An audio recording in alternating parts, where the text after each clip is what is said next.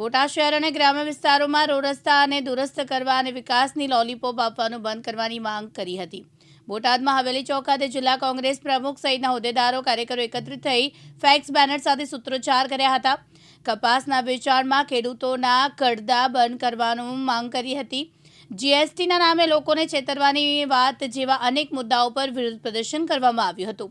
લોકહિતના પ્રશ્નોને લઈને બોટાદ જિલ્લા કોંગ્રેસ રોડ ઉપર આવી છે, ત્યારે જો ઉચિત ન્યાય નહીં મળે તો ઉગ્ર આંદોલન કરવાની ચીમકી આપી છે। આજે બોટાદ શહેરની અંદર કોંગ્રેસ રોડ ઉપર આવી છે। આજે હવેલી ચોકની અંદર આવીને બોટાદની જનતા એક તો સ્તરત છે, આખો ભારત દેશ સ્તરત છે વોટ ચોરીથી। તો વોટ ચોરીથી લોકોને ઉજાગર કરવા માટે આવ્યા છીએ।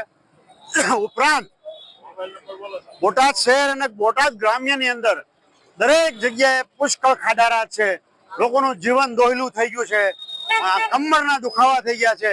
એમાંથી બોટાદ શહેર અને ગ્રામ્યને મુક્ત કરવા માટેની અમારી અપીલ છે।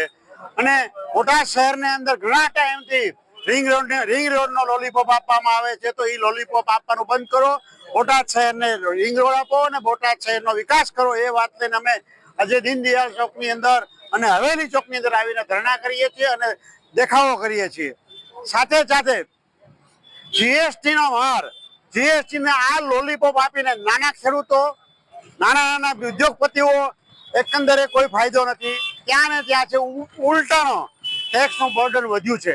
કેલ્ક્યુલેશન કરીએ રિફંડનું, આપણે 28%માંથી 18% છે, 18માંથી 12% છે, સરવાળે કેલ્ક્યુલેશન થતા આ વેપારીઓને નુકસાન છે, ફાયદો નથી। તો એ આ લોલીપોપ બંધ કરો અને એના નામે જસ ખાટવાનું બંધ કરો, એ વાત લોકોની વચ્ચે અમે આવ્યા છીએ। આજે કપાસની અંદર કડદા કરવાનું બંધ કરો। નાના ખેડૂતો ખેત મજૂરી પેદાશના પૂરા ભાવ નથી આવતા એના, ત્યારે યાર્ડની અંદર કપાસની ખરીદી કર્યા પછી પાછળથી 80 રૂપિયા 100 રૂપિયા એવો કડદો કરવામાં આવે છે।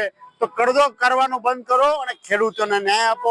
આવી તમામ બાબતો લઈને અમે રોડ ઉપર કોંગ્રેસ પાર્ટી ઉતરી છે। અમારા એઆઈસીસીના સેક્રેટરી માનનીય ભૂપેન્દ્ર માલવી બી અમારી સાથે છે, કોંગ્રેસ પક્ષ આખો સાથે છે।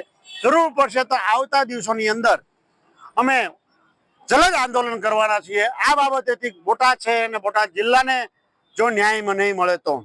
બોતાભાઈ શેકલિયા, દિવ્યાંગ ન્યૂઝ, બોટાદ।